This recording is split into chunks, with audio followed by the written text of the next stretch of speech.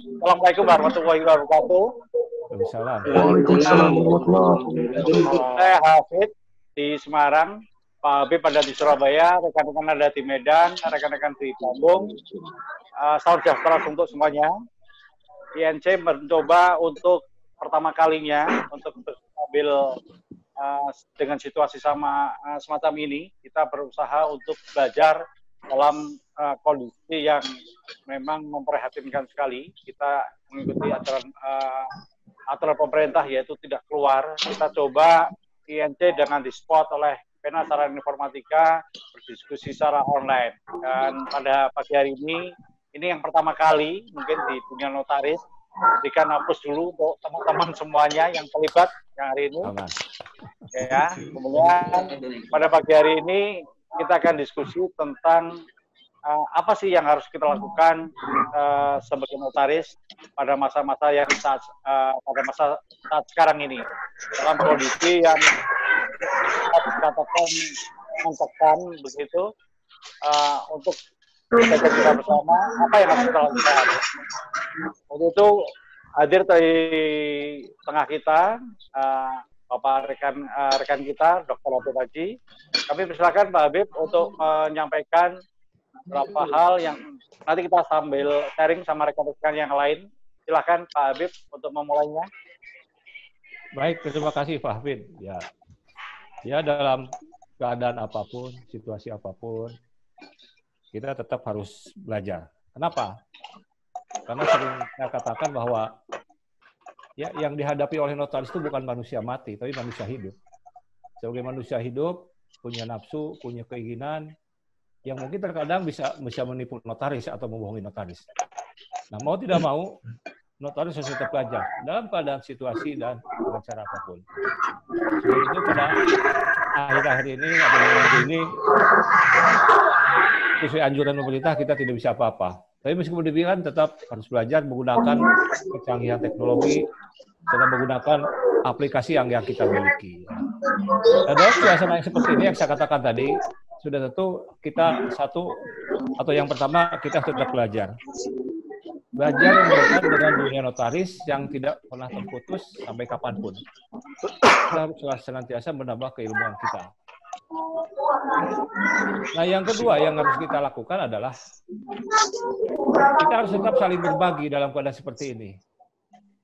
Saling bersyukur bahwa ada sesuatu yang harus kita lakukan di antara bersama notaris. Kita punya keinginan bahwa agar semua notaris di Indonesia ini punya standar keilmuan yang sama dimanapun dia berada dan notaris dimanapun berada.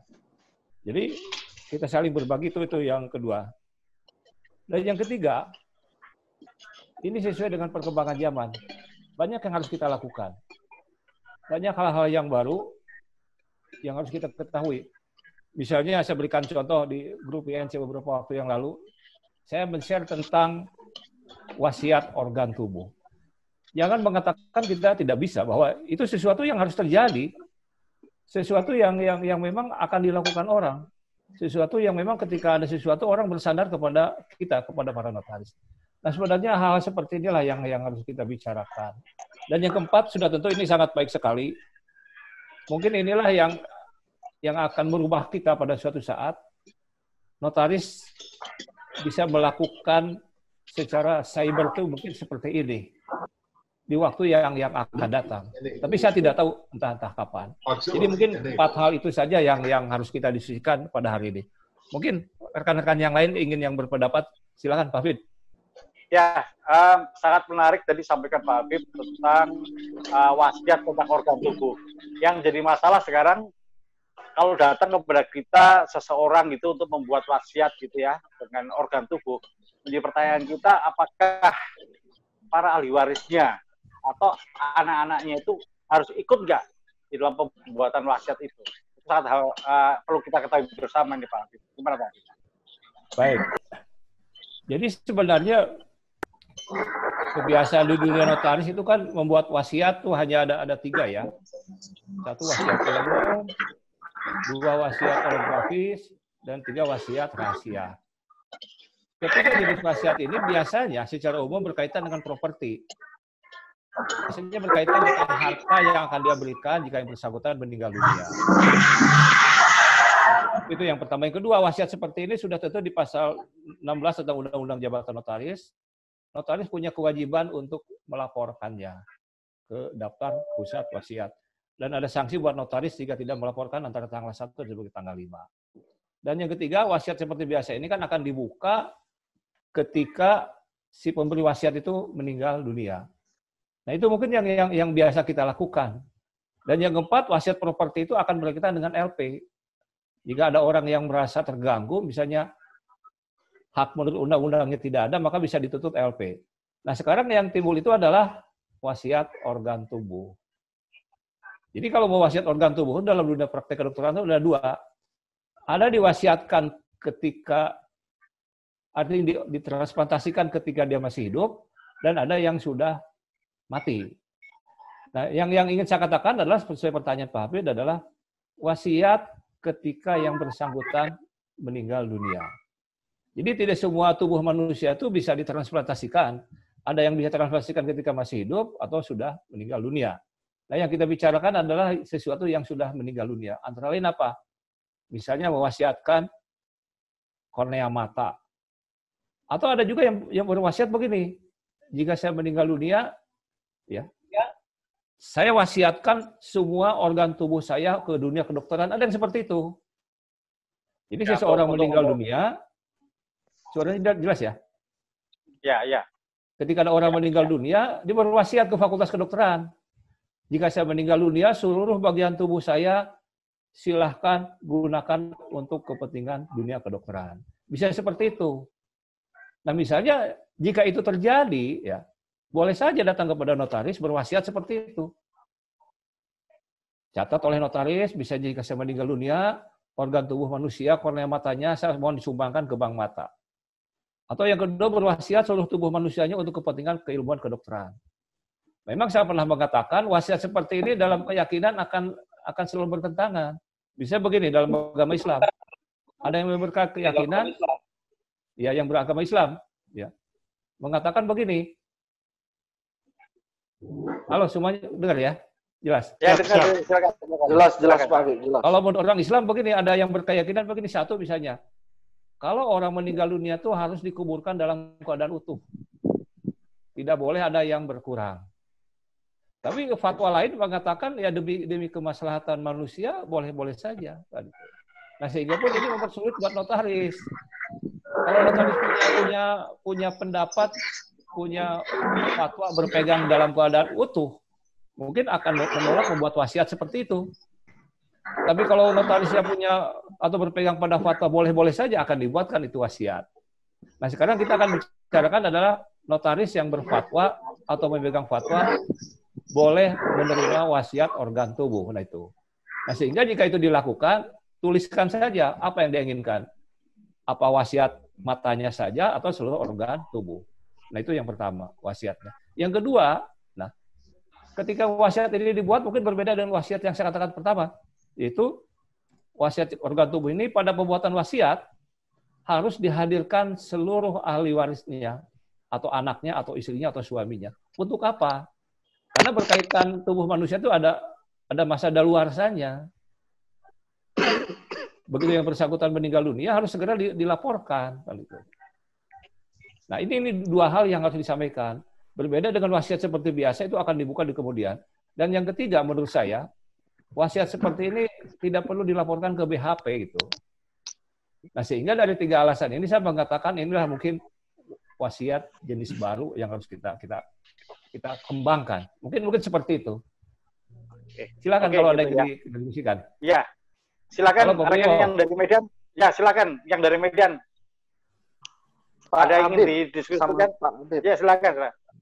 Ya, silakan. Kalau seperti tadi diceritakan bahwasan wasiat organ tubuh itu tidak perlu dilaporkan ke BHP. DPW. Jadi yang kita nanti setelah dibuat akta wasiatnya itu, yang kita laporkan dari tanggal 1 sampai tanggal 5 itu kan ke Kementerian Hukum kan tembusannya ke BHP juga. Iya, mungkin yang saya katakan tadi Pak Vincent ya. Itu wasiatnya jika berkaitan dengan properti gitu aja. Oh, jadi ini sama sekali kita tidak perlu laporkan ke wasiat, contohnya yang laporan bulanan itu ya Pak ya. Menurut Hanya kita buat dalam akte saja gitu. Betul. Dalam akte, misalnya jadi pegangan para ahli waris ya. Dan yang ketiga ya dilaporkan ke dia berwasiat ke mana? Artinya dia berwasiat kalau mata ke bank mata kita laporkan gitu. Jakarta. Jadi organ tubuhnya bisa kita wasiatin. Notaris. Kita laporkan ke fakultas kedokteran gitu. Mungkin seperti itu Pak Vincent. Ya enggak lah, matinya bukan corona. Pak Medan, Pak Vincent dari Medan silakan. Pak, apakah kalau kita berbicara mengenai wasiat organ tubuh ini, apakah perlu diikut sertakan nggak si penerima wasiat itu di dalam menandatangani akte? Nah, ini memang pertanyaan yang sangat bagus ya. Kalau wasiat properti menurut BW ya, itu wasiat itu adalah kehendak seseorang terakhir sebelum meninggal dunia kan? Iya. Sehingga tidak boleh diketahui oleh siapapun. Kalau wasiatnya properti menurut BW ya. Iya. Mungkin yang saya katakan tadi Pak Vincent ini agak berbeda. Kalau wasiat organ tubuh menurut saya nih, misalnya si A datang kepada notaris buat wasiat setelah saya mati organ tubuhnya untuk fakultas kedokteran. Menurut saya hadirkan calon para ahli warisnya, istrinya, anaknya gitu ya. Untuk apa? Karena saya katakan tadi organ tubuh manusia itu ada expire-nya, tidak boleh lebih dari sekian jam. Kalau lebih tidak dilaporkan itu akan membusuk. Jadi harus segera cepat dilakukan itu. Penerima wasiatnya kita anjurkan untuk ikut serta dalam penandatanganan akte, Pak. Penerima wasiatnya. Kalau menurut saya sih boleh-boleh saja. Makanya saya katakan ini Pak Vincent, ini wasiat yang berbeda dengan wasiat yang biasa kita lakukan tentang properti gitu. Oh, ini wasiat organ tubuh lah gitu. Mungkin itu. Ya, Pak Vincent. Ya, jadi ini karena wasiatnya lex spesialis gitu ya. Silakan yang dari Bandung, Pak Anas ya tadi ya. Silakan Pak Anas, mungkin ada tanggapan paling diskusikan. Izin Pak. Iya Pak, menarik sekali monitor Pak, dulu Pak. Habib. Penjelasan yang sangat menarik berkaitan dengan wasiat organ tubuh tersebut. Cuman kadang-kala itu apakah diperlukan semacam keterangan ahli atau dokter ahli itu bagaimana Pak dalam hal pewasiatan tersebut? Terima kasih Pak. Iya, kalau ini sih dunia ilmu kedokteran panas ya. Ya, mau tidak mau sebenarnya ketika yang bersangkutan berwasiat tentang organ tubuhnya meninggal dunia, nanti layak atau tidaknya kan akan diserahkan ya, itu kepada saya gitu. Ya. Layak tidaknya akan kita serahkan kepada ya dunia kedokteran aja akan mengaturnya. Kan tidak mungkin misalnya ketika seorang berwasiat organ tubuhnya atau matanya ya, ternyata korneanya sudah rusak, kan tidak mungkin. Atau wasiat lainnya tidak rusak, kita serahkannya kepada dunia kedokteran yang akan mengurusnya. Mungkin seperti itu Pak Anas. Saya coba memberikan pendapat Pak. Bisa Pak? Silakan. Ya oke. Kalau menurut saya kita dalam hal mewasiatkan berarti kan di situ ada kebendaan ya di sana ya, ada kebendaannya dan itu ada pengalihan haknya. Sedangkan kalau misalnya kita melihat di undang-undang kesehatannya bahwa penjual belian masalah organ tubuh itu dilarang Pak. Nah, jadi apa dasarnya? Dasarnya kalau misalnya dengan wasiat, apakah di situ tidak bisa tidak nantinya itu akan menjadi blunder kita bagi notaris untuk membuatkan itu karena itu termasuk misalnya itu termasuk dengan hal yang klausula yang tidak diharapkan lah istilahnya gitu ya. Sesuai 320. Maaf, seperti itu Pak. Jadi kalau menurut saya apakah memang kita sudah bisa mengalihkan itu sudah dimafhumkan untuk menjadi sarana transaksional karena apa? Wasiat itu sendiri pun juga seperti kita tahu dari kebendaannya berarti itu untuk mengalihkan hak ya dari organ dirinya menjadi organ seseorang begitu ya. Nah, sedangkan di sini di Undang-Undang Kesehatan jual beli itu sendiri pun dilarang, Pak. Bagaimana itu? Kalau saya, sudut pandang saya seperti itu bagaimana, Pak? Baik, silakan Pak Hafid. Mungkin ada yang lain ingin menanggapi. Ya, silakan. Mungkin ada pendapat yang lain, silakan. Silakan, rekan-rekan, silakan. Silakan Pak Anas, siapa? Pak Vincent mungkin. Silakan. Halo Pak Vincent. Pak Vincent. Ya. Kan Monitor, Pak. Ada komentar, silakan. Kalau menurut saya sih Pak, dalam hal ini kita harus dikesampingkan kata jual beli ya. Ini kan namanya mewasiatkan. Wasiat itu kan bisa dalam arti dia secara cuma-cuma gitu Pak. Ya, memang. Jadi tidak. Tapi kan dari orang yang menerima itu kan mendapatkan suatu keuntungan ekonomis juga Pak di sana Pak. Istilahnya di situ dia mendapatkan manfaat. Apakah itu juga tidak termasuk seperti itu? Maksudnya pengalihan haknya seperti itu ya? Ya mungkin begini, kalau di Undang-Undang Kesehatan yang Pak Dino sebutkan tadi ya. Iya Pak. Istilahnya apa? Memang tidak transaksional dan juga orang yang menerima itu tidak boleh menerima keuntungan apapun yang berupa uang, gitu. Tapi hanya kemanfaatan. Kemanfaatan dan kemaslahatan sesama umat manusia, hanya itu aja. Tapi kalau misalnya Pak Dino buat, saya wasiatkan, tolong ganti rumah saya, mobil saya, punya deposito, mungkin itu dilarang. Iya, Pak. Mungkin seperti itu dilarang. Hanya memang Pak Dino tadi betul. Apakah bisa organ tubuh manusia itu disamaratakan dengan benda? Itu masalahnya. Ya. Artinya begini, apakah boleh yang ada dalam tubuh manusia itu dijadikan transaksi? Nah itu. Boleh enggak? Nah, itu masalahnya, Pak. Kalau objek peralihan hak hidup, Pak. Betul. Ya. Ini objek apa transaksional boleh enggak? Nah, itu. Artinya gini, kalau kita sepakat wasiat organ tubuh oke, bisa kita lakukan oleh notaris. Hanya yang berikutnya adalah, nah ini yang paling esensial. Boleh nggak organ tubuh kita tuh jadi objek transaksi? Kalau tadi Pak Dino menyinggung 1320. Itu silakan aja kita bicarakan. Gimana Pak? Yang lainnya mungkin dalam wasiat itu bisa diberikan, apakah mungkin kita berikan klausula yang untuk melepaskan dari adanya unsur dari nilai ekonomis benda itu, Pak. Misalnya, apakah ada klausula tertentu bahwa dalam organ tubuh ini tidak dapat menjadi sarana jual beli atau seperti itu, Pak. Saya setuju aja, Pak. Misalnya memang kita nantinya itu dengan adanya perkembangan ini kita terpaksa menerima wasiat untuk organ tubuh, begitu, Pak. Iya, betul. Kata notaris. Jadi mau tidak mau kan ini namanya tadi Pak Habib sudah mengatakan testamen leg spesialis, Pak. Wasiat spesialis. Jadi kan gini, ini kan spesialis. Biasanya tuh wasiat tuh benda bergerak. Ya, ternyata seseorang mewasiatkan adalah organ tubuh. Ini yang jadi masalah. Karena kita sebagai notaris, kalau datang kepada kita, apa yang harus kita lakukan? Kan begitu. Ini masalahnya kan sangat krusial juga gitu loh. Jadi apalagi kalau tadi kalau misalnya tadi apakah misalnya begini, kalau sebelum diwasiatkan apakah misalnya kalau saya meninggal mata saya harus saya periksakan dulu atau apa syaratnya, itu yang harus kita pelajari bersama nih kalau kayak gini nih jadinya. Nah, ya, masalahnya meninggalnya pasti kita nggak tahu, Pak.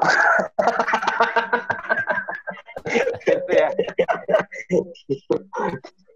Ya mungkin Pak Denny atau Pak Hafid di absen dulu yang baru masuk, Den.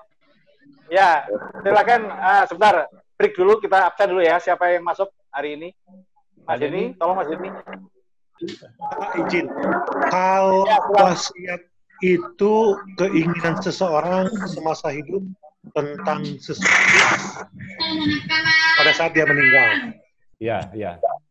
Nah, sementara Kalau dibuatkan akta itu berarti apakah itu sepihak atau melibatkan pihak penerima, Pak? Oh, gitu ya. Karena kalau konteksnya keinginan, apakah harus disertai juga kesediaan yang menerima gitu loh, Pak? Ya. Kalau dengan Pak siapa nih hilang namanya? Pak siapa? Bagus, Pak. Oh, Pak Bagus di Bandung ya? Bandung. Iya, saya kira Bapak Puyem, Pak Bagus nih.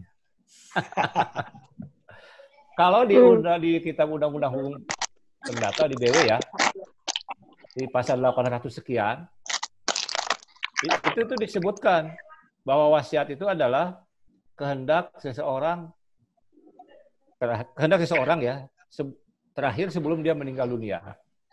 Ini kehendak seseorang sebelum dia meninggal dunia, apa yang dia inginkan, kemudian dicatatkan. Itu yang pertama. Yang kedua, kalau di BW juga karena ini kehendak seseorang, ketika membuat akta itu tidak boleh dihadiri oleh siapapun selain dirinya dan notaris. Jadi memang hanya itu wasiat yang di BW kan itu untuk wasiat berupa properti.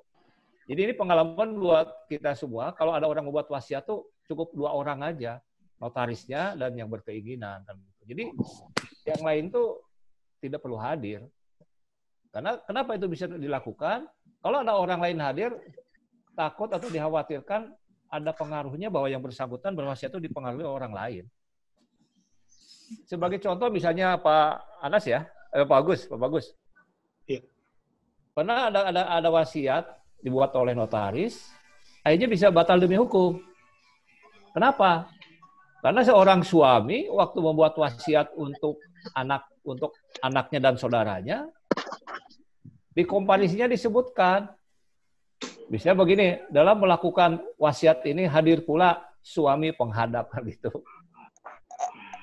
Nah ini kan jadi ramai itu, saling lapor ke sana kemari. Akhirnya ujung-ujungnya notarisnya dianggap tidak cakap membuat akta wasiat, kan repot gitu. Nah ini untuk wasiat-wasiat yang memang saya katakan menurut BW kan itu. Nah ketika wasiat itu untuk organ tubuh, nah ini Pak Bagus yang bisa berbeda itu mungkin ya. Izin Pak. Ya. Bagaimana tentang kewenangan dan kecakapan pemberi donornya begitu Pak? Artinya gini, kewenangan kecakapan ini kan mesti diterangkan juga di dalam pembuatan akta wasiat. Betul. Artinya di situ memperoleh persetujuan teman hidup atau ahli waris lainnya gitu loh Pak. Izin. Kalau di Undang-Undang Kesehatan ya itu ada Pak, memang ada. Di situ disebutkan bahwa donor itu minimal berumur sekian tahun, dewasa ya. Secara kejiwaan juga dia bisa menerima kan gitu. Dan yang ketiga ada bahwa itu keinginan sendiri memang ada Pak di Undang-Undang Kesehatan. Dan yang ketiga di pasal lain juga disebutkan memang wajib meminta persetujuan dari keluarganya, hanya disebutkan seperti itu. Jadi kita tidak bicara BW kalau wasiat organ tubuh, tapi bicaranya ke Undang-Undang Kesehatan. Ya izin.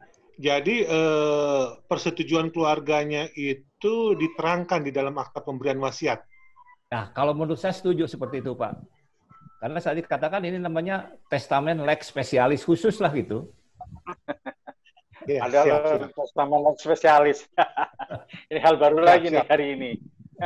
Ya, standby monitor, Pak. Oh iya. Oke. Ya, mungkin rekan-rekan yang wanita silakan ada komentar. Assalamualaikum Pak Habib. Silakan. Ya. Assalamualaikum Pak Habib. Ya, silakan. Iya, saya Ana. Saya di Kenotariatan. Kebetulan saat ini saya sedang. Halo. Ya, silakan teruskan. Bapak mendengar? Ya, oh, dengar, Bapak saya. Halo Bapak. Saya Ana. Saya MKN. Ini ya kebetulan saya sedang mengangkat tentang pewarisan yang judulnya tentang wasiat yang menyimpangi. Judulnya itu perlindungan hukum terhadap bagian mutlak ahli waris yang disimpangi dengan wasiat. Ya, terus ya, silakan. Ya. Nah, terus Pak, ini kan tentang mengenai pasal 893 ya kalau nggak salah, sekitar itu wasiat warisan. Ini yang ingin saya, ini kan kebetulan analisa saya kurang jelas. Jadi yang saya ingin tanyakan, kenapa begitu dahsyatnya wasiat itu sampai mampu menyimpangi ahli waris sesuai dengan undang-undang? Apa karena dibuat berdasarkan akta otentik hanya sebatas itu, atau ada faktor lain, Bapak? Terima kasih. Ya, baik, silakan Pak Hafid, mungkin ada yang lain dulu. Ya, ada yang lain mungkin, silakan. Atau Pak Vincent mungkin mau menanggapi, silakan. Pak Vincent masih monitor, Pak, monitor. Saya lihat ada Henry, ada Fadli, ada Niko, kemana nih? Pak Habib. Silakan. Ya, silakan. Baik, Bu, siapa tadi? Ana ya?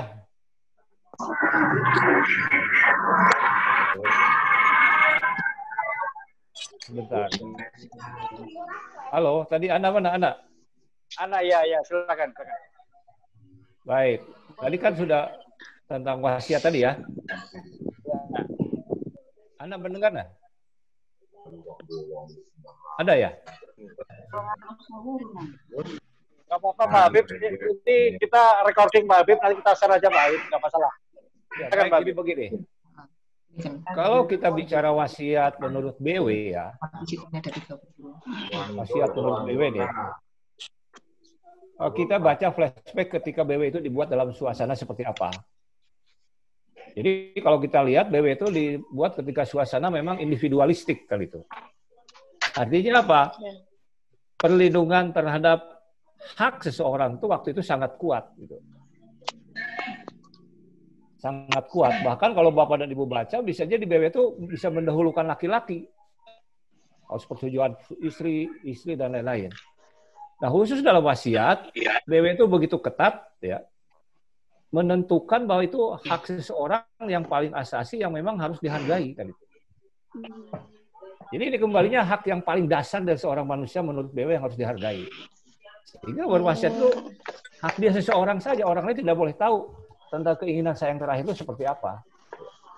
Jadi ini bicaranya sudah filosofis gitu. Kalau secara normatif hanya terlihat seperti itu. Tapi kalau menurut saya ini hak yang paling dasar seorang manusia yang dihargai. Itu menurut BW pemikirannya seperti itu. Mungkin Anda akan beda lagi dia. Nanti Anda lihat bandingkan dengan wasiat menurut kompilasi hukum Islam. Iya. Di kompilasi hukum Islam disebutkan seorang yang beragama Islam akan berwasiat wajib diketahui oleh saudara-saudaranya atau istri atau anak-anaknya. Berbeda. Nanti Anda lihat di pasal 195-an sekian itu ada. Di situ disebutkan seorang yang berwasiat dan beragama Islam wajib dipersetujuan dari saudara yang lainnya. Itu ada. Setidaknya kalau dia sudah beristri, istrinya dan juga dari anak-anak. Jadi memang berbeda kan gitu. Ya, yang kebetulan ini yang saya angkat dari kasusnya Susana, Bapak. Setelah saya lihat ketika Susana menulis wasiat pada tahun 2006, ternyata beliau meninggal di tahun 2008, dibukalah wasiatnya. Ternyata isinya semua memberikan wasiat kepada suaminya tanpa memberikan notaris. Ya. Tanpa memberikan 1% pun kepada anaknya, sedangkan anaknya itu memiliki sebagai ahli waris, memiliki potensi sebagai ahli waris, dan di situ ditulis tidak diberikan sedikit pun. Iya, ya. Akhirnya ini yang saya lihat hanya berarti kedudukannya yang saya analisa berarti kedudukannya bahwa waris berdampingan dengan LP saja ya Bapak. Betul kan gitu. Jadi misalnya kalau dalam kasus yang tadi, anaknya kan bisa menuntut LP sebenarnya. Iya, tapi ini setelah saya analisa, anaknya ternyata tidak menuntut karena sebelumnya terjadi percekcokan yang artinya anaknya ada waktu itu sebelumnya ada keinginan anaknya ada mau membunuh orang tuanya gitu loh Pak. Oh iya. Jadi itu seperti itu. Memang jadi dia tidak berani menuntut. Iya. Di dalam BW itu ada. Di dalam BW itu salah satu alasan orang tidak boleh diberi wasiat adalah karena untuk membunuh para pemberi wasiat itu memang bisa kan itu. Jadi ada alasannya. Ya. Ya silakan. Ya, rekan-rekan, tinggal 10 menit lagi waktunya. Waktunya tinggal 10 menit lagi. Kita hanya 40 menit. Ya, silakan. Assalamualaikum warahmatullahi wabarakatuh. Saya Niko. Waalaikumsalam. Dalam kesempatan ini saya apresiat sekali dengan mekanisme yang Pak Habib ciptakan ya. Baik itu mekanisme mengenai diskusi maupun pemikiran mengenai donor organ tubuh.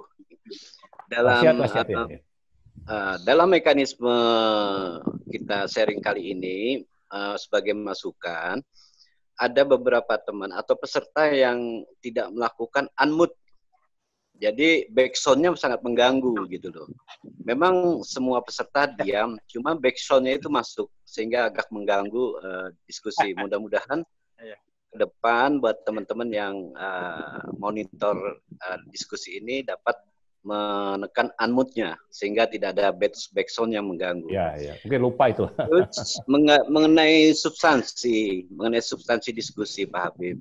Saya melihat ini memang suatu pemikiran yang sangat positif dalam arti kental dengan aspek kemanusiaannya. Dan saya juga menyatakan salut kepada Pak Dino ya yang memperhatikan undang-undang kesehatan. Karena disitulah inti substansi daripada tugas notaris. Jangan sampai perbuatan maupun peristiwa hukum yang dilakukan oleh dan antara anggota masyarakat itu melanggar undang-undang. Oleh sebab itu, saya kalau boleh saya memberikan saran Pak Habib. Ini kan menyangkut multidisiplin. Artinya ketika saya ingin mendonorkan organ tubuh saya secara sukarela, itu harus cocok dengan si penerima organ yang membutuhkannya. Artinya dibutuhkan suatu mekanisme dengan kedokteran ya, yang perlu kita koordinasikan itu pertama. Yang kedua, realitanya di masyarakat Pak Habib, bahwa sering kita baca bahwa salah satu orang tua terpaksa menjual organ tubuhnya untuk membiayai anak sekolah gitu kan. Artinya secara realita ternyata di masyarakat itu ada transaksi ternyata. Ini yang harus kita cegah gitu kan. Yang kedua, bahkan di negara tetangga India, penculikan anak di bawah umur itu rata-rata mencuri organ tubuh daripada anak itu gitu loh. Artinya ada suatu potensi yang membahayakan ke depan. Yang perlu menjadi perhatian bersama, khususnya oleh karenanya tuh kita perlu berkoordinasi dengan bidang kedokteran, dalam hal ini IDI gitu. Jadi apa yang Pak Habib sampaikan itu saya sangat hargai. Cuma ini kan baru wacana bahwa secara hukum nampaknya para notaris siap untuk memfasilitasi apabila terjadi donor. Dalam hal ini kata donor itu perlu ditekankan agar tidak terjebak pada transaksi. Demikian Pak Habib, mudah-mudahan apa yang Pak Habib pikirkan itu bisa direalisasi. Namun di sisi lain juga kita harus memperhatikan undang-undang, jangan sampai terjadi marak transaksi donor organ tubuh atau transaksi organ tubuh. Demikian. Wassalamualaikum warahmatullahi wabarakatuh. Ya, terima kasih. Pak Habib, silakan Pak Habib. Baik, terima kasih Pak Niko. Sudah lama nggak ketemu ya, masih tetap sehat ya. Pak, saya ingin menambahkan sedikit. Oh, silakan Pak Rino. Ya, oke. Jadi kalau yang selama ini saya pelajari, Pak, di Undang-Undang Kesehatan itu yang terkait dengan perikatan-perikatannya itu adalah salah satunya kontrak terapeutik antara dokter dan pasien. Jadi mungkin nantinya misalnya ide atau gagasan masalah wasiat ini itu pasti kaitannya erat dengan masalah tadi kecocokan ya, kecocokan match atau tidak, otomatis itu diketahui oleh dokter dan calon pasiennya. Jadi mungkin ada persyaratan seperti kontrak terapeutiknya seperti apa, atau mungkin kita juga sama-sama belajar masalah kontrak terapeutik itu seperti apa. Jadi itu bisa dijadikan dasar untuk menemukan gagasan-gagasan ini atau menyempurnakan gagasan-gagasan ini, Pak. Ya sama-sama baru belajar, saya sendiri juga baru membuka kan seperti itu ya, intinya seperti itu. Ya, mungkin masukan dari saya seperti itu, Pak. Terima kasih. Oke. Silakan Pak Habib. Baik, terima kasih untuk Pak Niko dan Pak Dino. Memang ini kita hanya bicara dari segi atau perspektif kenotariatan. Saya setuju nanti perspektif kesehatannya kita lihat. Jadi ini intinya apa? Ini harus dilihat secara holistik gitu. Dari semua aspek, dari semua sudut. Memang diskusi pada hari ini hanya berupa permulaan. Sudah tentu nanti kita harus menghadirkan orang yang kompeten di bidangnya, terutama di bidang ilmu kesehatan. Mukti dari Jogja boleh Pak Habib beri masukan. Boleh, silakan Pak. Boleh. Ya. Mukti Pak Habib dari Jogja. Boleh? Ya. Oh iya, silakan. Bisa didengar? Silakan. Bisa. Ya, silakan. Mukti dari Jogja. Ya Pak Habib, seperti pembicara yang tadi sudah kita semuanya tetap berdasarkan Undang-Undang Nomor 36 tahun 2004. Tetapi mestinya kita melihat bahwa untuk organ yang akan ditransplantasi ini ada diatur dalam Permen Kesehatan nomor 38 tahun 2016. Nah, di situ mungkin masukan dari saya bahwa apabila memang notaris mau menerima wasiat, mestinya harus berdasarkan dari Permenkes tersebut, yaitu bahwa dalam Permenkes pasal 5 itu ada Komite Transplantasi Nasional. Ya. KTN-nya ya. Jadi mungkin menurut kami agar kita tidak salah dan tepat karena memang sudah ada lembaganya dan sudah dibentuk oleh peraturan pemerintah dalam hal ini Menteri Kesehatan. Jadi mungkin kita lebih mengerucut mengacu ke lembaga tersebut. Demikian masukan dari kami, Mukti di Jogja. Pak Habib, terima kasih. Ya, terima kasih Bu Mukti. Silakan Pak Habib. Bagaimana Jogja sepi ya, Malioboro? Sepi Pak Habib. Nunggu Pak Habib kapan lagi nih ke Jogja. Ya, baik, begini Bu Mukti, memang dari diskusi ini kita sepakat tadi kalau ada diskusi lagi, notaris dihadirkan, sesuai saran Pak Niko, Ikatan Dokter Indonesia kita hadirkan, Komite Transplantasi Nasional pun kita hadirkan. Sehingga ini saya katakan holistik itu seperti itu. Kalau kita tahu semuanya kan menjadi sesuatu yang paripurna buat kita ketika melakukannya. Jadi saya setuju itu. Harus ada pembicaraan lebih lanjut, tidak hanya dari perspektif kenotariatan. Itu saya setuju itu. Kapan-kapan harus kita bicarakan lebih jauh lagi kan gitu. Ini saya katakan sesuai saran Pak Niko, ini embrio saja diskusi kepada hari ini bahwa ternyata dunia kesehatan sekarang itu butuh keilmuan notaris juga. Saya berikan contoh misalnya, di Belanda itu ada namanya eutanasia kan. Eutanasia itu adalah hak untuk mengakhiri hidupnya. Entah dengan, mungkin di tiap daerah kan saja, tiap negara disuntik mati. Kalau di beberapa negara itu sudah menyebutkan eutanasia boleh dilakukan jika yang bersangkutan menyatakan di hadapan notaris setuju disuntik mati kan itu. Itu di negara lain, di negara kita kan tidak mungkin kan itu. Hanya sebagai bahan perbandingan saja menunjukkan bahwa betapa notaris sudah seperti itu perkembangannya kan sekarang ini. Ya mau tidak mau kita harus belajar lagi lah ya. Jadi saya setuju misalnya yang katakan tadi ada dokternya, ada komitenya, ada notarisnya, kita berunding baiknya seperti apa. Mungkin itu Pak Habib, silakan mungkin ada tanggapan. Ya, baik rekan-rekan, karena waktu ya, mohon maaf. Ini nggak bisa diperpanjang waktunya. Nggak bisa, ini timingnya itu cuma 40 menit. Kita kontraknya 40 menit. Nanti mungkin besok bisa diperpanjang nih. Sebentar, saya tanya. Mas Dini bisa diperpanjang nggak, Mas Dini? Dicoba aja, Pak. Dicoba aja, Pak. Oh, coba aja. Iya, sambil jalan. Tapi sekali lagi, mohon maaf, nanti kalau di tengah jalan mati, kami mohon maaf. Kita coba, kita teruskan aja. Tetapi sekali lagi, kalau nanti mati di tengah jalan, kami mohon maaf. Ya, itu ya Mas Dini ya. Siap. Selamat siang, Pak.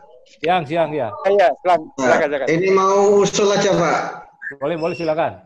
Ya, mungkin bisa dipertimbangkan untuk waktu ke depan.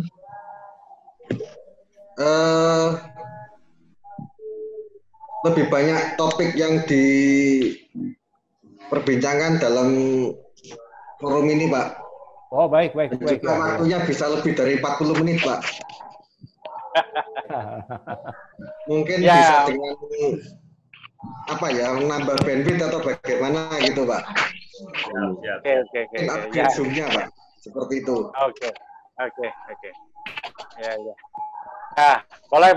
Jadi mohon maaf rekan-rekan, hari ini kita coba pertama kali, jadi ya semuanya keterbatasan aja, baru kita coba, mudah-mudahan yang akan datang lebih baik lah. Ya, kan begitu. Menurut saya bagus Bapak Habib, dengan kita bisa seperti ini, kita bisa diskusi bareng-bareng. Alhamdulillah bisa menyimak pengertian dari kita, jadi mahasiswa kita bisa lebih paham dari Bapak Habib, dari notaris-notaris yang lainnya. Terima kasih Pak Habib, menurut saya acara diskusi seperti ini bagus. Terima kasih Pak. Ya, semoga bermanfaat buat semua. Ya, izin Pak Habib. Ya. Izin. Ya. Silakan. Bahwa mekanisme ini nampaknya memang perlu dikembangkan lagi, ya. Mungkin kali ini kita sudah selesai membahas yang namanya wasiat organ tubuh spesial.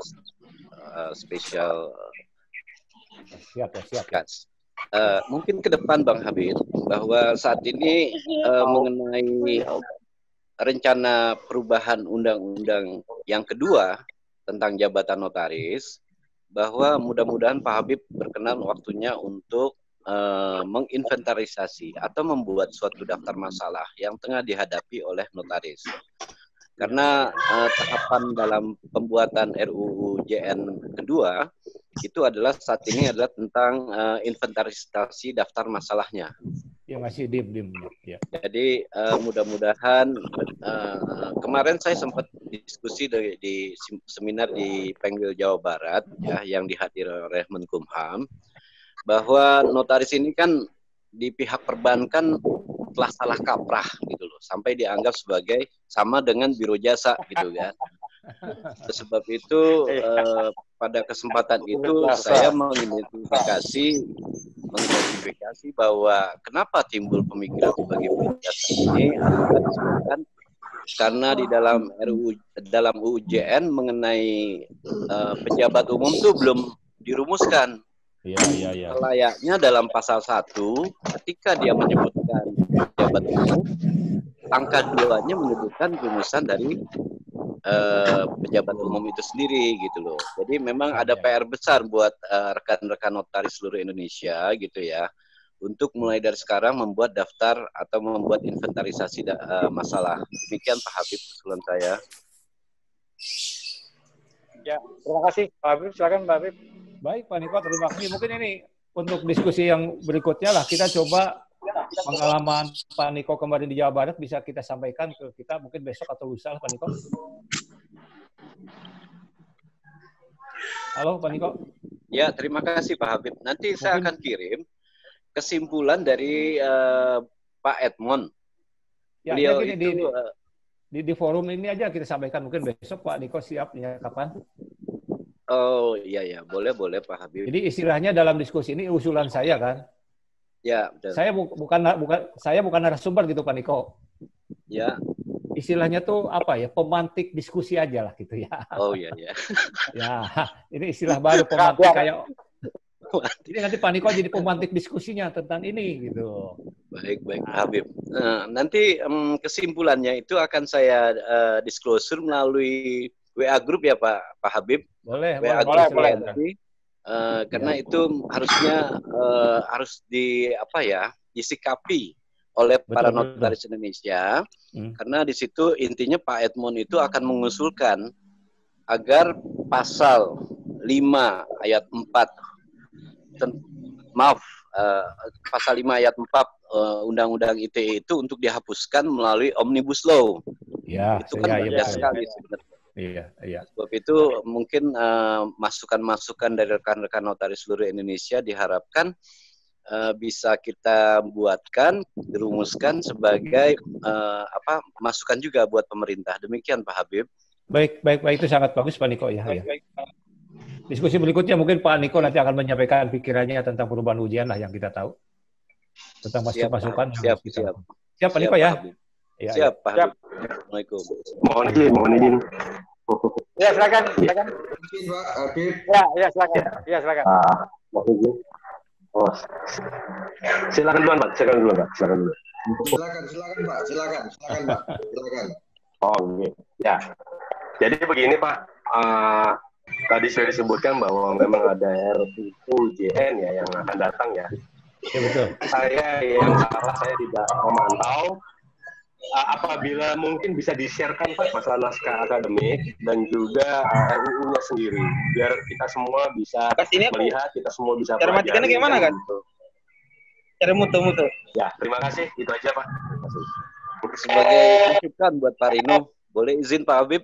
Oh silakan Pak Niko, silakan, bagus itu. Saling berbagi. Bahwa yang namanya inventarisasi masalah tadi itu adalah materi dasar untuk dibuatkan sebagaimana yang ditanyakan Pak Rino, naskah akademik. Jadi naskah akademik itu lahir karena adanya daftar inventarisasi masalah. Demikian Pak Habib. Terima kasih. Baik, terima kasih Pak Niko. Nanti Pak Erdino bisa diminta sama Pak Niko atau diskusi berikutnya Pak Niko akan menyampaikannya kira-kira apa aja sih yang harus kita sikapi dengan berbagai daftar isian masalah yang harus kita lakukan ini. Mohon menambahkan Pak Habib. Yuk, silakan. Silakan.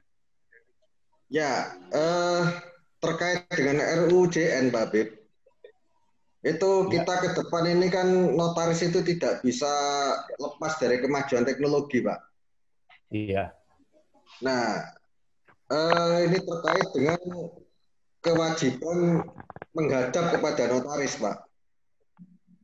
Perlu juga dijelaskan bagaimana penghadap ini menghadap secara elektronik, Pak, melalui Zoom meeting atau video call atau bagaimana. Nah, ini terkait dengan keabsahan dengan otentisitas akta, Pak. Iya. Sehingga menurut saya apakah bisa tanda tangan itu digantikan dengan pengakuan, Pak, atau rekaman video yang menunjukkan bahwa memang terjadi hadap-menghadap antara notaris dengan klien, Pak, seperti itu. Ya. Mungkin itu yang bisa saya sampaikan, Pak, sementara ini. Terima kasih. Nah, mungkin ini ya sangat bagus tuh Pak Niko kemarin ikut seminarnya Pak Edmond, bisa diceritakan Pak Niko mungkin pengalaman kemarin. Betul. Terima kasih Pak Habib. Bahwasanya kebetulan saya telah lebih dulu gitu kan membuat yang namanya e-signature. Agak membingungkan buat saya. Kenapa? Karena ternyata e-signature yang saya buat itu difasilitasi oleh swasta. Saya bilang, e-signature yang akan saya buat sebenarnya untuk menjalankan jabatan notaris. Saya bilang begitu. Oh, rupanya belum menjadi perhatian dari Badan Cyber Nasional BSSN untuk memfasilitasi pejabat pelayanan publik di luar organisasi pelaksana pelayanan publik. Maaf, ada backsound cukup mengganggu buat saya. Jadi di dalam seminar itu BSSN akan mengakomodir. Nunggu nggak muncul fotonya semuanya yang hadir itu. Afid, matikan dulu, Afid. Halo, Afid, matikan dulu. Backsound-nya mengganggu saya. Ya, silakan. Jadi dalam kesempatan itu BSSN akan memperhatikan bahwa bagi notaris PPAT, pejabat lelang maupun pejabat pembuat akta koperasi itu tanda tangan atau e-signature-nya akan difasilitasi oleh BSSN, tidak lagi oleh lembaga swasta. Ini yang kemarin sudah ditangkap oleh pemerintah untuk memenuhi kebutuhan e-signature bagi masyarakat yang akan melaksanakan jabatannya. Karena selama ini bagi notaris dan PPAT itu disamakan dasar penerbitan e-signature-nya itu berdasarkan nomor induk kependudukan. Itu permasalahannya. Nah, kalau yang di pemerintah maupun lembaga itu berdasarkan nomor induk pegawai. NIP. Nah, yang tercatat di Bakken. Oleh sebab itu, dalam kesempatan ini saya mengusulkan kepada organisasi, kita kan sudah punya nomor kartu anggota. Nomor kartu anggota itulah yang selayaknya dikirim ke BSSN untuk memfasilitasi kebutuhan elektronik signature bagi notaris maupun PPAT. Demikian Pak Riza yang bisa saya informasikan. Baik. Terima kasih Pak Riza, ada komentar silakan. Baik, terima kasih Pak. Yang saya maksud di sini adalah tanda tangan dari para penghadap Pak. Yang tentunya penghadap itu kan terdiri dari berbagai macam latar belakang Pak. Ada yang wira swasta, ada yang petani, ada yang ya mereka lah Pak itu. Sehingga perlu dipikirkan masalah tanda tangan mereka terkait dengan otentisitas. Ya mungkin ini bisa ditanyakan ke Pak Niko, yang konsepnya gimana Pak Niko tuh? Betul, betul Pak Habib. Konsepnya gimana yang akan untuk para pihak lah gitu? Ketika kita berbicara mengenai digitalisasi, itu ya, makanya kita sudah harus masuk ke masalah infrastruktur. Itu baru tadi saya jelaskan mengenai kebutuhan e-signature daripada pejabat umumnya gitu kan. Belum para buat pihak. Masyarakat, buat masyarakat dalam hal ini para pihak itu sebenarnya sudah dimungkinkan untuk membuat electronic signature. Dalam hal ini berdasarkan nomor induk kependudukan. Cuma dalam permasalahan digitalisasi ini ada yang saat ini berjalan. Saya sudah sampaikan juga dalam seminar itu. Sebagai contoh adalah hak tanggungan elektronik maupun fidusia elektronik. Saya sangat menyayangkan gitu ya. Ketika itu kan keduanya sebelumnya berupa sertifikat hak tanggungan maupun sertifikat fidusia, sebenarnya itu adalah akta otentik yang digitalisasi. Yang di-scan istilahnya.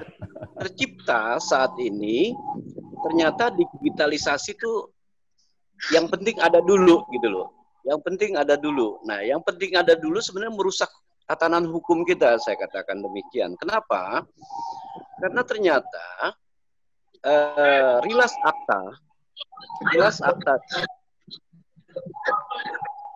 Maaf Pak Yuda, bisa unmute nggak ya? Di mute dulu, backsoundnya mengganggu juga.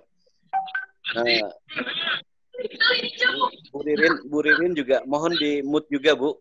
Nah, jadi kalau kita perhatikan, kita amati digitalisasi akta otentik yang terjadi saat ini, sebenarnya acakadul. Boleh saya katakan demikian. Kenapa?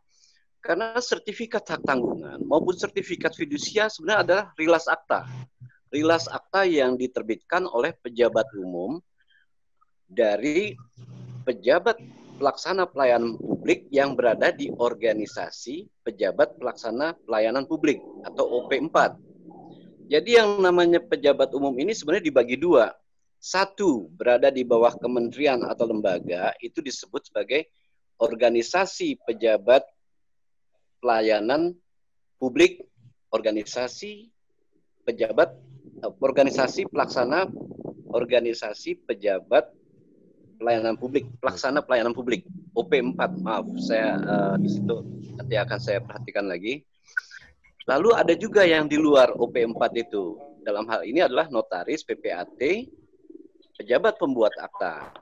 Nah, dalam konteks yang demikian, ternyata di kementerian maupun lembaga ini, pejabat umumnya dihilangkan. Yang di luar OP4 itu. Maaf Pak Adi, mengganggu backsound-nya. Jadi, pejabat umum di dalam kementerian dan lembaga itu sudah dihilangkan, makanya terbitnya adalah bukan lagi keputusan pejabat tun, tapi merupakan keputusan badan tun. Coba kita perhatikan yang namanya hak tanggungan elektronik maupun fidusia elektronik. Itu nggak ada tanda tangan elektroniknya. Jadi itu merupakan produk dari lembaga. Nah, kalau itu merupakan produk dari lembaga, tentu saja outputnya bukan lagi akta otentik, tapi merupakan bukti elektronik. Itu yang seharusnya kita cermati. Oleh sebab itu dengan Bang Edmond, saya juga boleh dikatakan diskusi secara detail. Kenapa yang output yang terjadi saat ini adalah yang penting ada dulu, nggak boleh. Karena ini merusak tatanan hukum gitu loh. Nah, di situ Bang Edmond bereaksi sebagaimana kesimpulannya nanti akan saya disclosure melalui WA grup INC. Mudah-mudahan rekan-rekan notaris seluruh Indonesia bisa menelaahnya kembali gitu. Untuk sementara demikian dulu komentar saya, Bang Habib. Oke, terima kasih Bang. Pak Habib, silakan mungkin ada tanggapan? Ya, yang disampaikan oleh Pak Niko itu memang sangat baik, harus kita dukung untuk perkembangan notaris, PPAT, atau pejabat umum ke masa yang akan datang ya. Karena kalau tidak diatur secara holistik ya, bahkan sekarang ini parsial, seperti dikatakan Pak Niko, acak adut istilahnya akan terus seperti itu. Perlu keberanian dari kita untuk melakukan satu terobosan untuk perbaikan untuk semuanya agar eksistensi pejabat umum, notaris, PPAT, pejabat lelang tetap ada. Tapi nanti kita tunggu dari Pak Niko share yang akan dijanjikan tadi, mudah-mudahan kita bisa diskusikan lagi di waktu-waktu yang akan datang dan bisa lebih baik. Siap. Terima kasih siap, Niko. Siap. Silakan Pak Hafid, ada yang lainnya? Ada, silakan. Ini waktunya hampir habis nih. Rekan-rekan yang ingin diskusikan, silakan Pak. Saya mohon izin. Ya, silakan. Ya, mengenai gagasan untuk e-signature itu saya sangat mendukung sekali, Pak. Namun masih perlu dipikirkan lagi bahwa pada kondisi itu bukan e-signature saja, masih ada tanda tangan notaris yang dipalsukan oleh oknum atau diganti oleh oknum.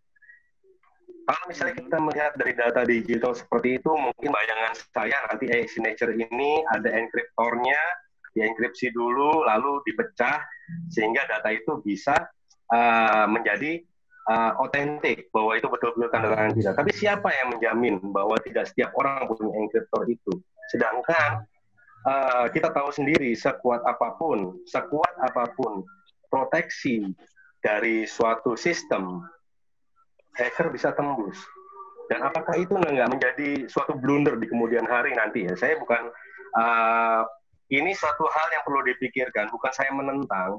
Saya setuju untuk ide masalah e-signature itu karena itu sangat memudahkan kita nantinya ya, terutama untuk masalah keautentikan pada saat kita menandatangani akte tersebut. Namun kita juga tidak bisa menutup kemungkinan bahwa di luar sana ada orang-orang yang ada kepentingan yang bisa punya akses untuk suatu saat mengambil e-signature kita dan memanfaatkan itu untuk hal-hal yang tidak kita inginkan.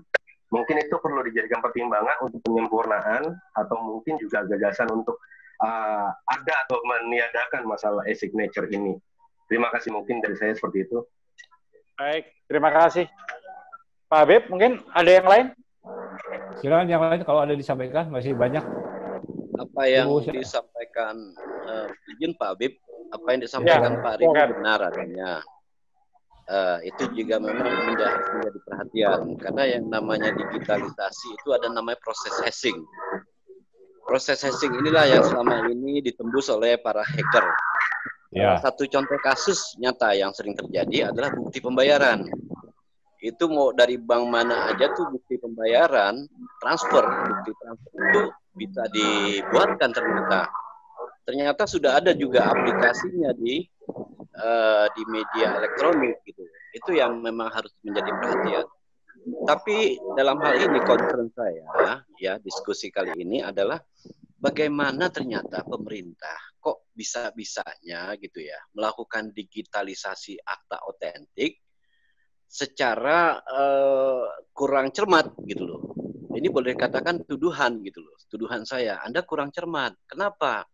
Karena produk-produk sebelumnya sebenarnya adalah rilas akta otentik. Kenapa sekarang output pemerintah menjadi bukti digital saja gitu. Dan terkait dengan usulan Pak Edmond dengan dihilangkannya pasal pengecualian itu sebenarnya juga secara tidak langsung merubah Undang-Undang ITE yang semula bermaksud untuk menambahkan alat bukti malah akan menghilangkan alat bukti otentik atau alat bukti tertulis sebagaimana yang diatur dalam hukum acara. Nah, oleh sebab ini memang kita harus buat semacam skala prioritas ya Pak Habib ya. Nah, di sana saya lihat banyak think tank-nya gitu kan. bagaimana kita membangun suatu infrastruktur agar ketika kita bawa atau kita usulkan kepada pemerintah mengenai digitalisasi akta otentik, tidak terjadi pendegradasian sebagaimana yang terjadi saat ini dari rilas akta menjadi bukti elektronik gitu loh. Mudah-mudahan juga pemerintah juga bisa nampaknya pemerintah menggunakan perguruan tinggi dalam hal ini untuk mematangkan bagaimana caranya kita mendigitalisasi akta otentik. Karena sebagai contoh saya katakan bahwa yang namanya akta otentik secara internasional itu tidak hilang. Saya buktikan dengan paspor elektronik. Paspor elektronik kemanapun kita pergi, data kita akan muncul. Nah, oleh sebab itu inilah yang saya maksud contoh ideal daripada digitalisasi akta otentik. Demikian dari saya. Baik. Pak Habib, waktu udah 1 jam lebih nih. Waktunya juga. Mungkin yang lainnya ada yang disampaikan di sini masih banyak. Bu Laila di mana nih? Yang putri-putri silakan. Iya, di mana nih? Belum muncul suaranya. Yang Galaxy J-Core siapa nih? Namanya nggak ada. Pak Habib, izin Pak Habib, mungkin untuk kali ini cukup sekian dulu. Iya, silakan. Supaya kita siapkan materi yang lebih menarik lagi dan persiapan buat para peserta sudah tahu kalau saat-saat seperti ini harus kondisi mute masing-masing supaya tidak mengganggu pembicara atau temannya sedang berbicara. Gitu Pak Habib. Oke. Gitu Pak Habib. Pak Habib, ya kita ketemu lagi nanti waktunya akan di-share lagi di NC jam berapa tanggal berapa? Sebentar Pak Habib, closing statement dulu dong. Ya Pak Rino. Pak Rino. Saya mau izin dulu. Saya ngasih jawaban. Iya. Silakan. Baik. Silakan. Rekan-rekan semua. Yang makan dah. Sesuatu hal yang memang perlu kita lakukan. Artinya begini, mungkin rekan-rekan semua ikut acara ini bisa mengusulkan kira-kira besok atau lusa materi apa yang akan disampaikan, silakan saja. Akan kita bahas bersama-sama. Karena saya katakan ini namanya pemantik diskusi gitu. Semua orang boleh berbicara, semua orang boleh berpendapat, boleh mengajukan usulan apa yang harus kita lakukan. Pada hari ini biasanya kita dapat 2 materi, wasiat organ tubuh 1 dan tentang UJN yang disampaikan oleh Maniko kan. Dalam waktu singkat ada 2 hal yang sangat menarik. Mungkin besok lusa kita bicarakan yang lain lagi. Jika ingin disampaikan materinya, mari kita diskusi lagi. Sampaikan saja di IMC, nanti kita diskusikan dan waktu yang akan tentukan kemudian. Baik, terima kasih Pak Habib. Baik, rekan-rekan sekalian, terima kasih atas kesediaannya. Sekali lagi, karena ini trial pertama kali, mohon maaf segala kekurangannya. Kita jumpa di lain kesempatan. Insya Allah dalam minggu ini juga akan muncul lagi diskusi semacam. Terima kasih. Selamat siang para ketua semuanya. Selamat siang. Pak Habib sehat-sehat selalu semuanya. Sehat-sehat. Semoga sehat semua selalu ya. Yo. Thank you. Salam.